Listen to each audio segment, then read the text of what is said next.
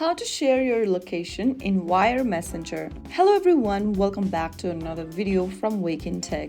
If you are looking for a way to share your location with one of your contacts in Wire Messenger, first of all, open up your Wire Messenger application on your device and make sure that you're logged in. Go ahead and open up any conversations that you want to share your location to, and then go to the bottom, right below the text box, click on the three dots and then click on this little location pin icon right next to the attach button.